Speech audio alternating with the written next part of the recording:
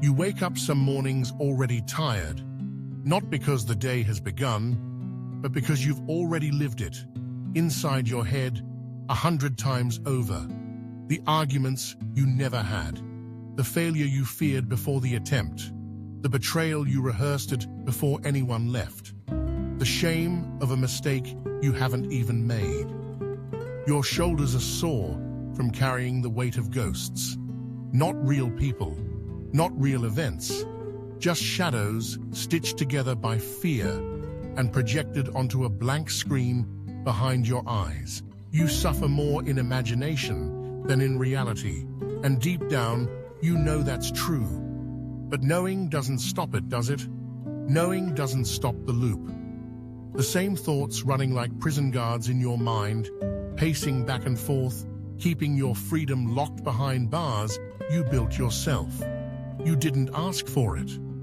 But at some point, your imagination became a survival mechanism. Your body learned to predict danger before it happened, not to stay ahead of life, but to stay ahead of pain. You tried to outsuffer the future so that maybe, just maybe, it wouldn't hurt as much if it came. But it still did.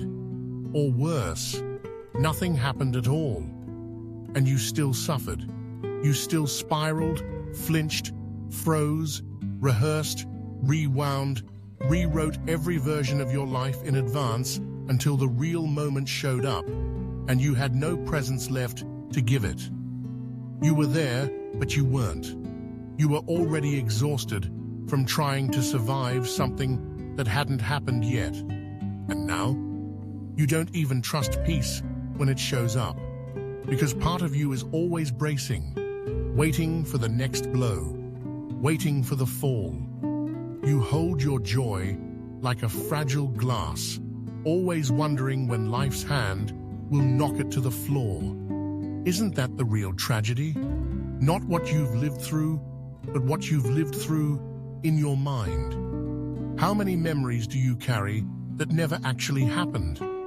How much of your story was written by a fear that lied to you? You've cried over things that never came, mourned endings that never arrived, hated yourself for mistakes you never made. This is the secret suffering, the slow erosion of the soul, the way imagination becomes your enemy, not because it's vivid, but because it's untrained, unloved, undirected. It learned to serve fear because that's what we fed it. And now it has teeth. So, let's name it. Let's stop pretending this isn't happening. Let's stop calling it overthinking like it's cute or quirky. This isn't just a bad habit. This is an emotional prison, a slow bleed of vitality, a trauma response masquerading as logic. And the scariest part? You're good at it. So good at it, you don't even notice anymore. You pre-play heartbreak like it's a playlist. You visualize failure as a form of control. You catastrophize because if you see the worst coming, it won't surprise you. But it still does, doesn't it? No amount of suffering beforehand ever makes it hurt less. You've lived your life like someone trying to outswim the tide by imagining the ocean before it crashes. And all it's ever done is drown you before the wave even touched your skin. So I'm not going to ask you to stop thinking. I'm going to ask you something harder. What would it cost you to start trusting life again? To stop fighting ghosts and face what's real? To stop rehearsing worst-case scenarios as if you've ever had control over what's coming? To realize that every second spent suffering in imagination is a second stolen from your actual life? Look around. You're not in danger right now. But your body doesn't believe that, because your imagination has become a horror film you play on loop. And the worst part? You believe it's helping. You think the suffering makes you prepared, smarter, stronger. But it doesn't. It just makes you tired. It's okay. No one taught you how to feel safe, how to live without bracing for the next collapse. No one told you that hypervigilance isn't wisdom, it's a wound. And it's not your fault that your mind learned to anticipate pain before peace. But it is your responsibility now, because this is the lie that's killing you slowly. That suffering in advance protects you. That if you imagine the worst, you'll never be caught off guard again. But life isn't a contract you can negotiate with your fear. It doesn't work like that. You can't bleed now to avoid bleeding later. You just double the cost. So here's the truth, whether you're ready or not. The pain you're scared of might never happen. But the pain you're living right now, that's real. And it's optional. And that's what no one dares to say. That most of what's breaking you doesn't exist. That most of your exhaustion comes from battles you never had to fight. That most of your suffering is imagined. And if that's true, if the mind is powerful enough to create hell, then what else is it capable of? What if your imagination isn't the enemy, but a tool you've been using against yourself? What if the same mind that ruins your day could rewire your soul? What if it's not the future you fear, but your own thoughts about it? And what if this, right now, is the moment you finally stop confusing fear with foresight? You've suffered enough already, but not from life, from the story you keep telling about it. So here we are, you, me, this mirror, and a decision that could change everything. Are you willing to stop believing the monsters in your head, even if they've felt real for years? Because they are not you. And this suffering, it doesn't belong to you anymore. Do you ever feel like someone finally sees the part of you you've always hidden? Here, you don't have to hide anymore. You're safe now. And don't forget to subscribe to my channel so we can keep walking this path together. Thank you. You don't talk about it because it sounds ridiculous when said out loud. How do you explain that you're tired all the time? Not from doing too much, but from thinking too much. How do you describe the weight of a panic that doesn't come from anything real? How do you confess that sometimes the hardest part of your day is just being alone in your own head? They see you functioning, smiling, texting back, showing up, but they don't see the other you, the one that's pacing inside, running simulations of disaster, scanning every silence for rejection, over-analyzing every glance, every delay, every K. It's exhausting. Not just the thoughts themselves, but the pretending. Pretending you're fine. Pretending this is normal. Pretending your mind isn't constantly trying to outrun something that hasn't even happened. You don't know when it started. Maybe it was that one betrayal. Maybe it was the year everything fell apart. Maybe it was childhood. Or maybe it was just slow. Like a fog that crept in one day and never left. And now, you're haunted by futures that never arrive. You carry grief for stories that never unfolded. You feel pain for versions of yourself that only exist in theory. Because that's what people don't understand about this kind of suffering. It's not about what is. It's about what could be. And the imagination is cruel when it's unhealed. It doesn't show you wonder. It shows you warnings. It paints tragedy in high definition. It whispers, don't relax. Don't trust it. Something's coming. Something always comes. And maybe, at one point, that voice was right.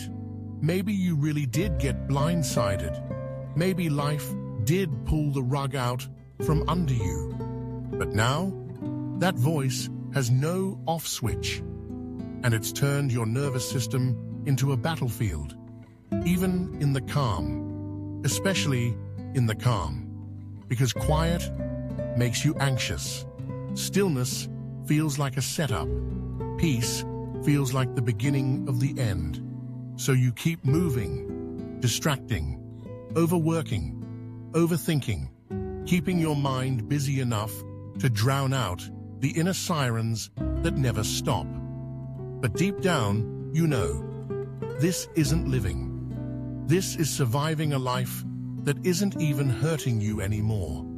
And no one sees it. Because your pain wears a smile. Because your fear wears productivity. Because your suffering looks like being responsible. But inside, you're stuck in a movie you didn't audition for. And every day, you play all the roles. The villain who tells you you're not good enough. The victim who believes it. The hero who tries to fix it.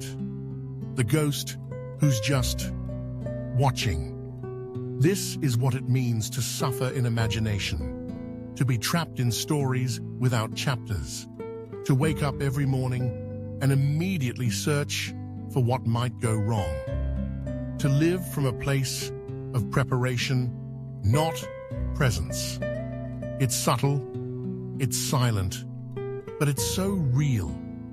You cancel plans, not because you don't want to go, but because the thought of showing up sends your mind into a tailspin. You don't speak up, not because you have nothing to say, but because your imagination has already shown you every way it could go wrong. You stay in relationships that drain you, not because you're weak, but because your mind has already convinced you that leaving would be worse. You second-guess your joy, because somewhere along the way, you learned that joy is always punished. You sit in rooms full of people and feel like you're about to fall apart, but you smile, because it's easier than explaining what no one else can see. And the truth is, you've tried. You've journaled, meditated, read the quotes, listened to the podcasts. You've told yourself, it's just thoughts, it's just anxiety, it's not real. But when it hits, it feels real. Your stomach knots, your chest tightens, your breath shortens. And suddenly, it doesn't matter if it's all in your head, because your body is responding like the danger is here. That's the part no one warns you about. That the mind and body don't know the difference between a real threat and a well-imagined one. And when you've lived this way long enough, your nervous system starts to treat life itself as the enemy. So you're always watching, always anticipating, always 2 steps ahead of your own breakdown. And no one knows. No one sees how hard you're working just to seem normal. They see confidence, but not the rehearsals. They see clarity, but not the storm that came before it.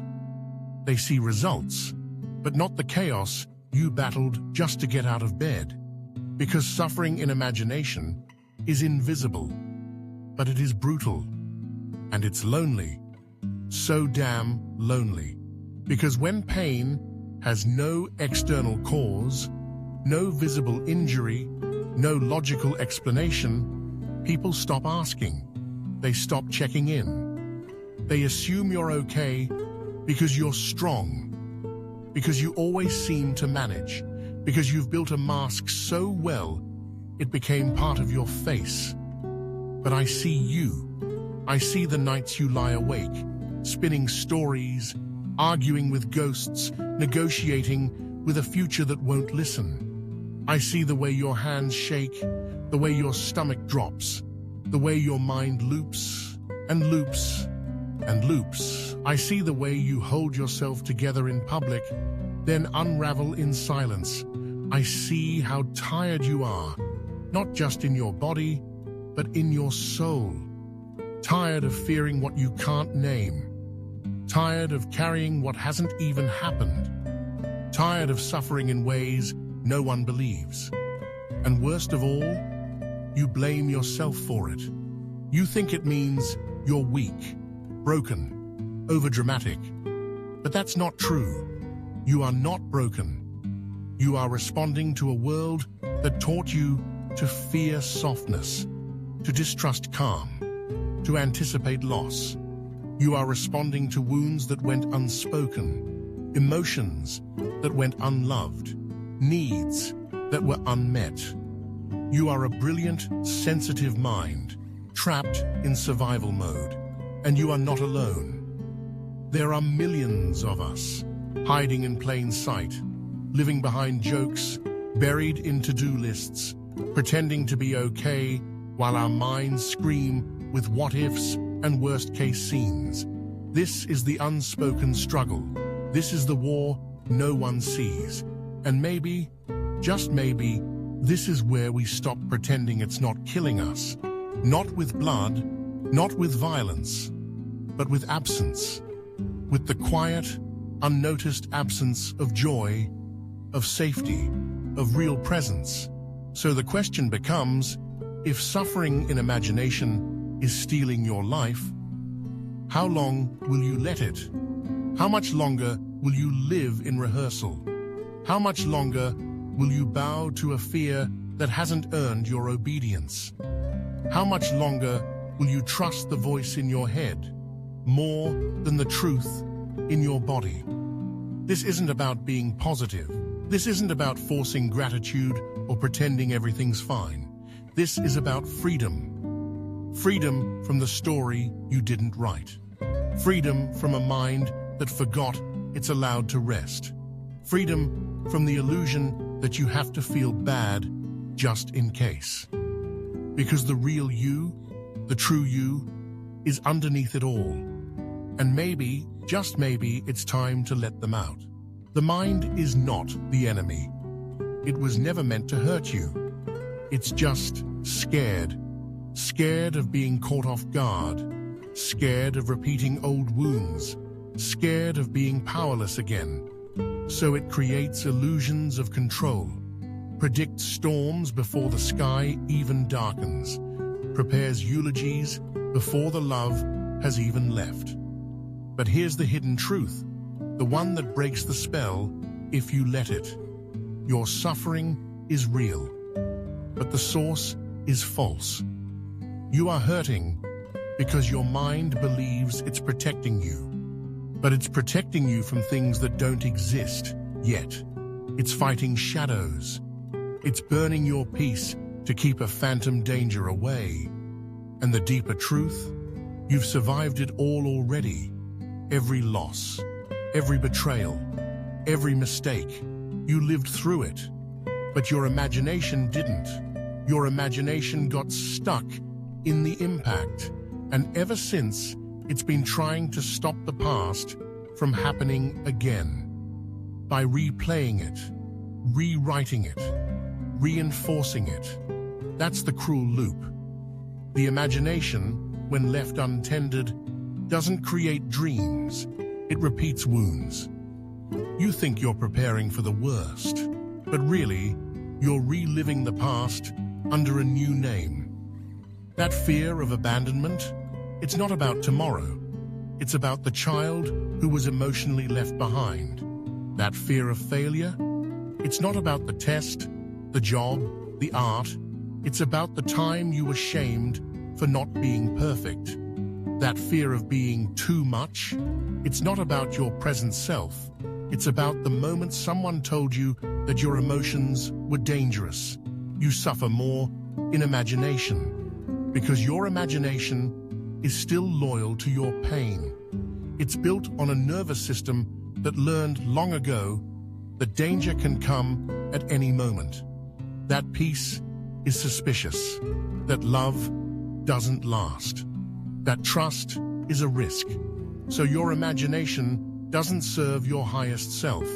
It serves your trauma. But, and here's the light in the dark, it only does that because you never showed it another way.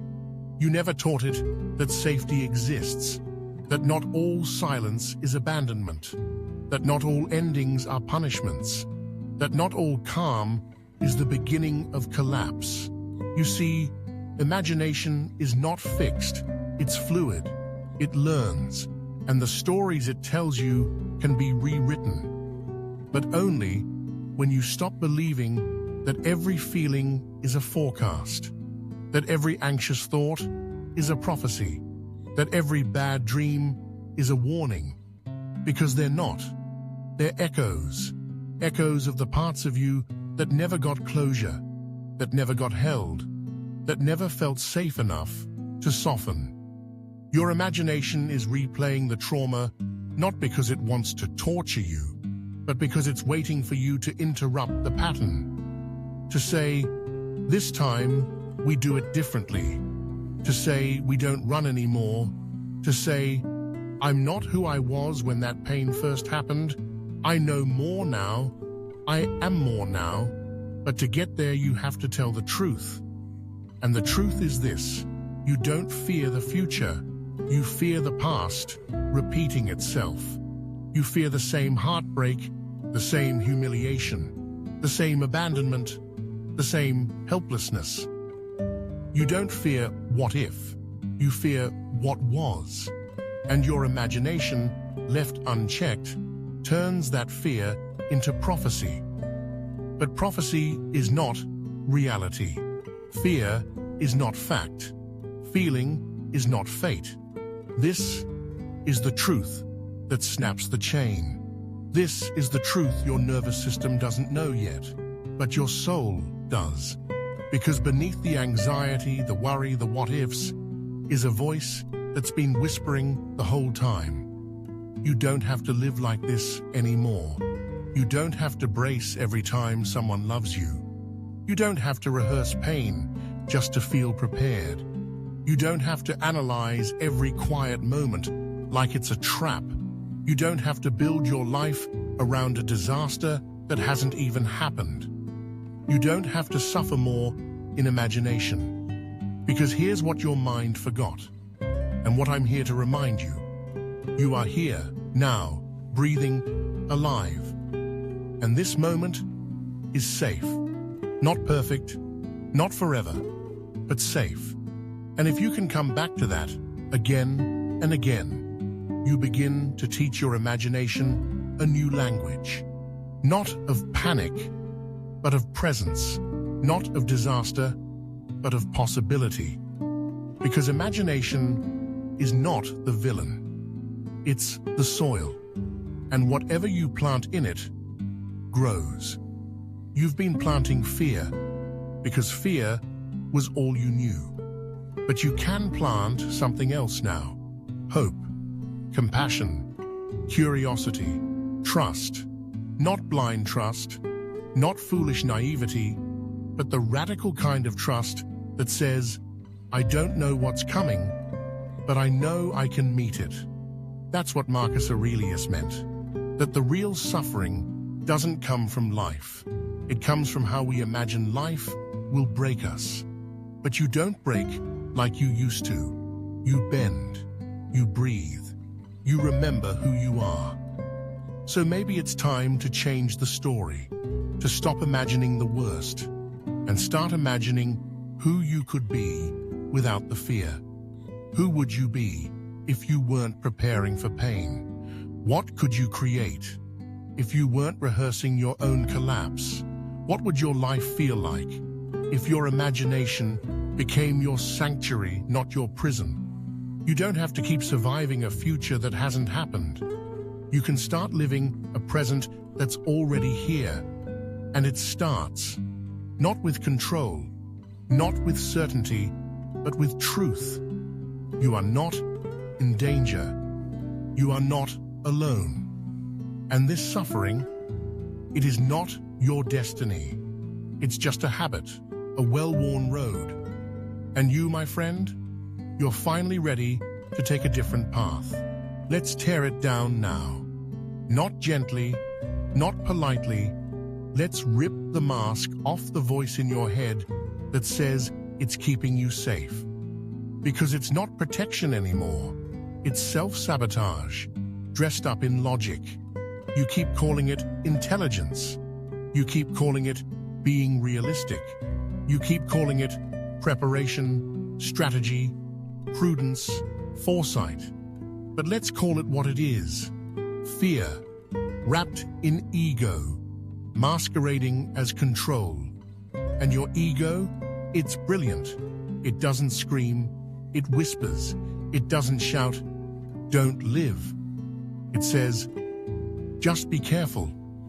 It doesn't tell you you're weak. It says, "Let's just not risk that pain again." It doesn't say you'll fail. It says, "Let's think it through just one more time before we start." And it wins. It wins over and over. Because it doesn't fight you with pain. It seduces you with safety. It convinces you that if you just keep rehearsing every possibility, you'll finally earn peace. But that's the lie, the great con. You don't get peace from overthinking. You get paralysis. You don't get clarity from endless preparation. You get self-doubt. You don't get power from avoiding pain. You get numb. The ego wants safety more than freedom. It will keep you locked in a prison cell as long as the bars feel familiar. It doesn't care if you're happy. It cares if you're protected. And to the ego, protection means control. So it says, let's control the narrative. Let's predict the future. Let's imagine every version of failure so we'll be ready. But you never are you? No matter how much you plan it in your head, pain still hurts. Loss still cuts. Uncertainty still shakes you. Because you can't outthink the human experience. You can't build a wall tall enough to escape vulnerability. You can't run fast enough to avoid the unknown. You can't rehearse your way into immunity. And deep down, your soul is screaming for something else. Not a perfect life. A real one. One where you can breathe without bracing. One where you can trust without scripting the betrayal in advance. One where you can finally let go of the wheel and still believe you won't crash. But the ego won't let go without a fight. Because it was built to survive. It was born in the moment you felt unsafe, unseen, unwanted. It learned that if it could just predict every move, maybe you'd never feel powerless again. It started as a shield, but now it's a cage. And the bars are made of questions like, what if they leave? What if I fail? What if I'm not enough? What if it all falls apart? But here's the truth. It's already fallen apart before. And you're still here. You've been left. You've failed. You've made mistakes. You've been embarrassed. You've been hurt. And you're still here. So who exactly is your ego protecting? Not the strong, wise, whole version of you. It's protecting the scared child who thought love had to be earned. The confused teenager who thought rejection meant worthlessness. The betrayed adult who thought heartbreak was a death sentence. But you are not them anymore. You can hold their pain without living from it. You can honor their fear without obeying it. You can listen to your anxiety without making it your compass. But to do that, you have to break the ego's illusion. The illusion that thinking more means suffering less. That controlling more means hurting less. That bracing harder means falling softer. It doesn't. It just means you never really show up. Not to the moment, not to the love, not to your own life. You live in your mind. You orbit reality. You become a spectator to your own unfolding. So let's ask the question the ego can't answer. What if you're safe right now, and your imagination just hasn't caught up yet? What if there's nothing to fix in this moment? Nothing to control? Nothing to fear? What if the story in your head is the only thing keeping you from your life? And what if you could let it go? Not by force, not by violence, but by waking up. Because that's what this part of the journey is. It's not healing through knowledge, it's healing through awareness. The moment you see the ego, truly see it, you stop being its puppet. The moment you recognize that your fear is a narrative, not a fact, it starts to loosen its grip. You realize the future doesn't need your suffering to arrive. Pain doesn't need an appointment to knock. And your imagination doesn't need to become a courtroom for your worth. You can live differently. You can feel the fear and not build a home in it. You can hear the voice that says, "Be careful," and still take the leap. You can notice the what-ifs and meet them with maybe, but maybe not. And that's the real ego breaker. Not defiance, not aggression, but stillness. When the old thoughts come and you no longer feed them. When the familiar fears rise and you no longer follow them. When the inner alarms ring and you simply breathe. Not because you're fearless, but because you're free. And freedom, real freedom, begins when you stop mistaking your imagination for truth. When you stop bowing to the ego that says, "We must suffer first," because you don't. You don't have to earn peace through pain. You don't have to bleed in rehearsal. You don't have to run from a danger that only lives inside your head. The ego will tell you that to stop imagining pain is to be naive. But I'll tell you this, to live in constant fear of what hasn't happened is not wisdom. It's fear, drunk on its own certainty. So let it go. Let the control fall apart. Let the narrative collapse. Let the illusion shatter. You are not the voice in your head. You are the one who hears it. And you're strong enough now to stop believing every word. This is where it shifts. This is where the script flips, and something ancient in you remembers. You were never supposed to live like this. Not in survival mode. Not scanning the horizon for loss. Not rehearsing failure like a prayer. Not holding your breath in a world full of oxygen. You weren't born to suffer in advance. You weren't made to die 1,000 small deaths before the moment even arrives. That wasn't you. That was training, conditioning, inheritance. You learned to brace because life taught you unpredictability. You learned to overthink because no one ever made you feel safe just being. You learned to scan people's faces for danger before they even opened their mouths. You learned to rehearse every conversation so you wouldn't be caught off guard.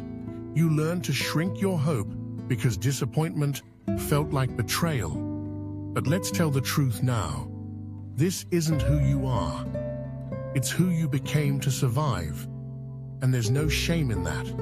There's no shame in how your mind tried to protect you, how it became your armor, your early warning system, your emotional bodyguard. It kept you alive, but it also kept you small. Because you can't fully live when you're always anticipating loss. You can't fully love when you're always watching for the exit. You can't fully breathe when your chest is full of what-ifs. And the tragedy is, you've been so good at surviving that you forgot it's not the same as living.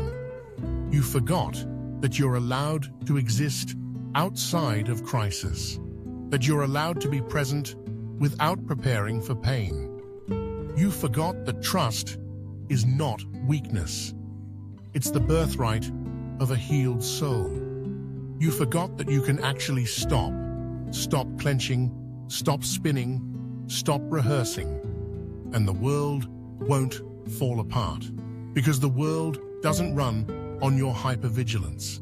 It never did. And that's the turning point. When you realize you're not broken, you're conditioned. You've been stuck in a loop, not because you're flawed, but because no one ever showed you the way out. And here's the way out. Radical responsibility. Not for what happened to you, not for the traumas, the betrayals, the chaos, but for what happens next. Because healing isn't about blaming the past, it's about reclaiming the present. And that's terrifying, because it means no more hiding behind fear, no more waiting for the future to prove you right, no more letting imaginary pain dictate real choices. It means saying, I'm done letting my mind write a horror story about my life before I've even lived it. It means choosing trust over control. It means choosing presence over paranoia. It means choosing to believe, not blindly but bravely, that maybe, just maybe, the next chapter doesn't have to look like the last. And I won't lie to you, it's hard. It's hard to step into the unknown without a script. It's hard to unclench a fist that's been tight for years. It's hard to look at your fear and say, I'm not listening anymore, but this is where freedom begins. Not in waiting for the thoughts to stop, not in waiting for the fear to disappear, but in acting anyway, in speaking up, even if your voice shakes, in showing up, even if the what-ifs scream, in loving even if your past begs you to run. Because that's what courage is, not the absence of fear, but the refusal to let fear be the author of your life. So take the pen back. Take the power back. Your imagination has written tragedy long enough. Let it start writing truth. Let it start writing hope. Let it start writing you. Not the scared version, not the rehearsed version, but the real you. The you who feels things deeply, but no longer apologizes for it. The you who can sit with uncertainty and not spiral. The you who trusts your body more than your worry. The you who no longer believes that suffering is a prerequisite for safety. Because that's the turning point. When you stop trying to protect yourself from life and start participating in it. Fully, messily, honestly. No more emotional rehearsals. No more overthinking yourself into oblivion. No more living in the shadows of maybe. Just you. Here, now. Breathing, believing, becoming. Because every time you choose presence over preparation, you reclaim a piece of your power. Every time you choose reality over imagination, you return to your life. And every time you choose love of yourself, of this moment of possibility, you dismantle a story that never served you. So let this be the day you step out of your mind and into your life. The thoughts will still come. Let them. The fear will still whisper. Let it. But don't bow. Don't bend. You are not here to suffer in theory. You are here to live in truth. And truth says, you're not broken. You're just waking up. So what happens when you stop rehearsing your own suffering? What happens when the war in your mind goes quiet? Not because you forced it, but because you finally refused to feed it. What happens when you come home to your body, not as a battleground, but as a place to live? You are reborn, not into someone else, not into some ideal version of you with no flaws or fears, but into yourself, the you underneath the noise, the you who existed before the fear got loud, the you who doesn't need to predict pain to feel safe, the you who can sit in silence and not mistake it for a threat. Because here's the truth about rebirth. It's not about becoming more. It's about shedding what was never yours, the imagined futures, the borrowed fears, the old identities rooted in pain. They were never you. And when you stop dragging them into every tomorrow, you feel something you forgot was even possible. Space, not the kind you create by withdrawing, but the kind that emerges when you stop crowding the present moment with ghosts of the future. You begin to breathe differently, not shallow, like someone waiting to flinch, but deeply, like someone who knows they're allowed to exist without apology. You begin to trust differently, not because life promised you a happy ending, but because you stopped assuming it would betray you. You begin to feel joy, not as a threat, not as a setup, but as something earned by simply letting go of the imaginary blade always hovering overhead. And it's strange at first, to wake up and not brace, to walk into a room and not scan for judgment, to say yes without a follow-up fear script. You'll feel exposed, you'll feel raw, you'll feel like you're walking around without armor for the first time, because you are. But you're not defenseless anymore, you're honest. And honesty, real honesty, is invincible, not because it never gets hurt, but because it no longer needs to hide. You'll start showing up to life as is. No more forecasting disaster. No more negotiating with every unknown. No more shrinking your joy to make disappointment less painful. Because disappointment doesn't destroy you anymore. It just passes. You don't collapse when things go wrong. You feel. You process. You continue. That's rebirth. Not immunity, but resilience. Not perfection, but presence.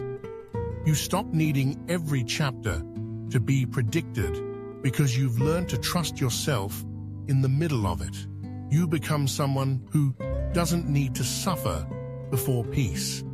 Someone who no longer confuses preparation with panic. Someone who can sit with the unknown and say, I'll meet myself there. And when you begin to live that way, really live, your imagination begins to heal too.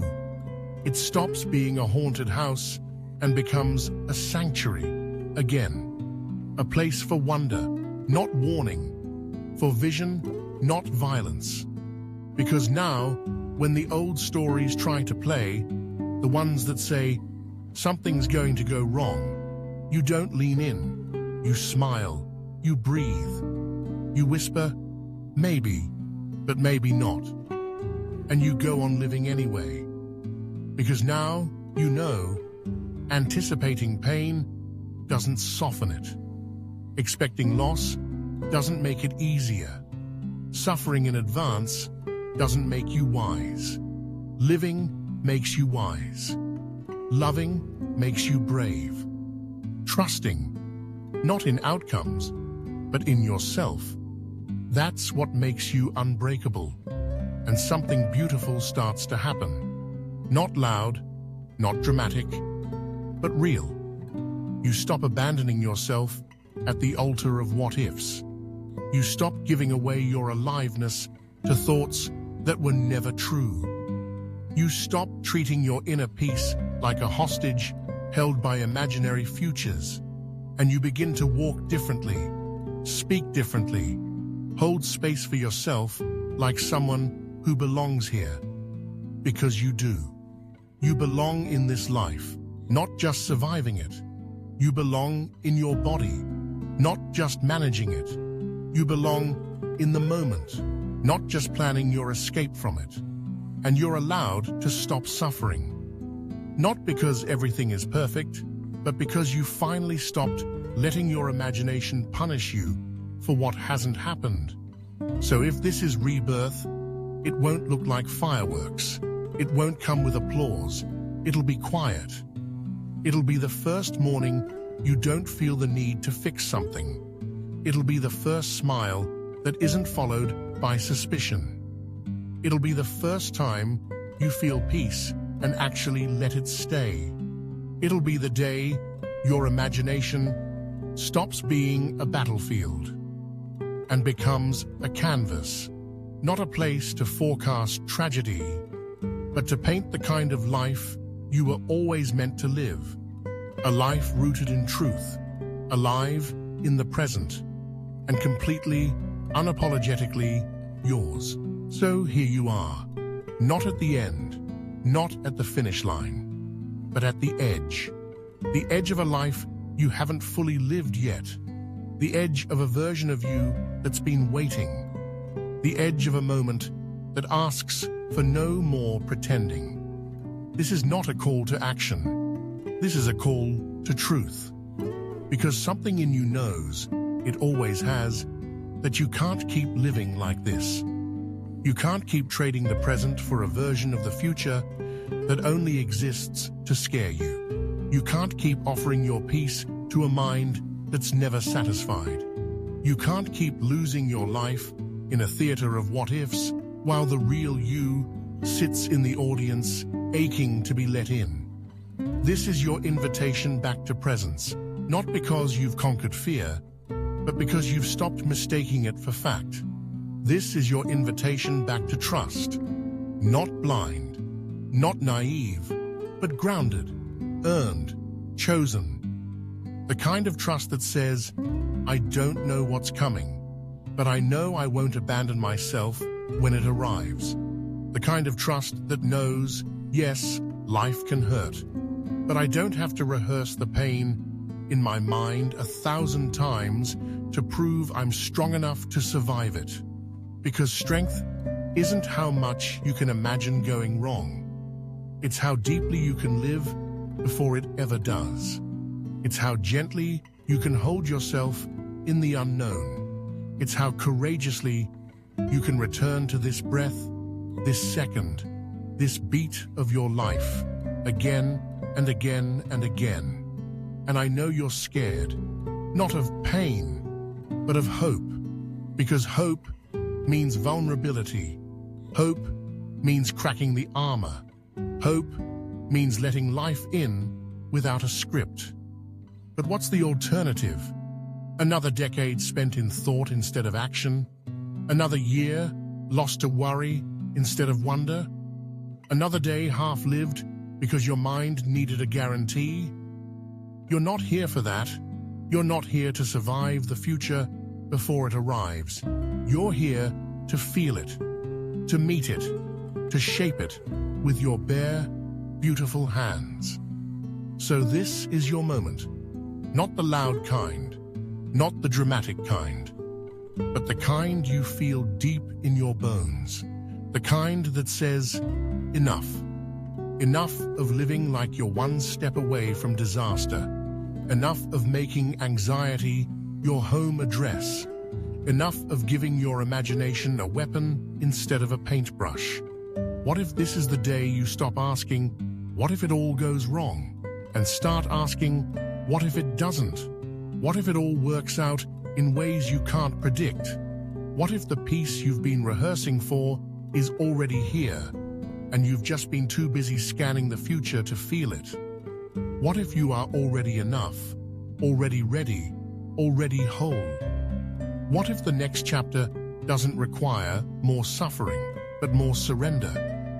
Not to fate, not to chance, but to this, the radical choice to stop abandoning your joy in exchange for imaginary safety, because that's all the fear ever wanted, to keep you safe. But you're safe now. You made it. You're here. And your life is not waiting at the end of some perfect thought. It's waiting right here. So this is your invitation, not to be fearless, but to be faithful. To show up when your mind says, hide. To breathe when your body says brace.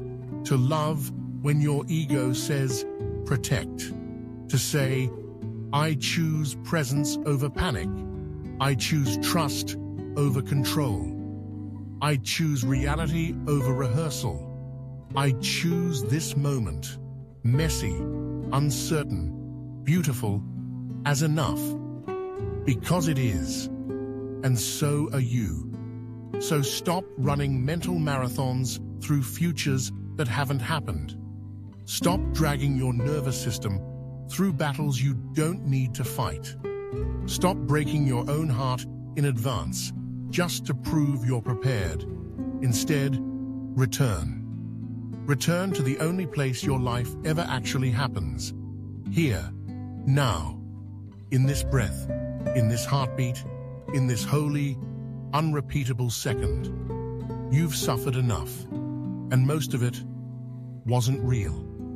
So let this be the end of that story. Let this be the beginning of a new one. Not because everything's suddenly easy, but because now you know better. You know what's yours to carry and what's not. You know how to come back when your mind wanders into fear. You know how to love yourself when the old patterns knock. You know that imagination can heal once it's no longer hijacked by your wounds. So use it now, not to build walls, but to build visions. Not to prepare for pain, but to create possibility. Not to rehearse suffering, but to remember your power. You are not your thoughts. You are not your fear. You are not your past.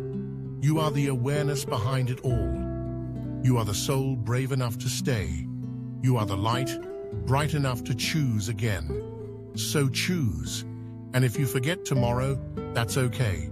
Just return. And if the thoughts come back, that's okay. Just return. And if the fear screams, that's okay. Just return. Again and again and again.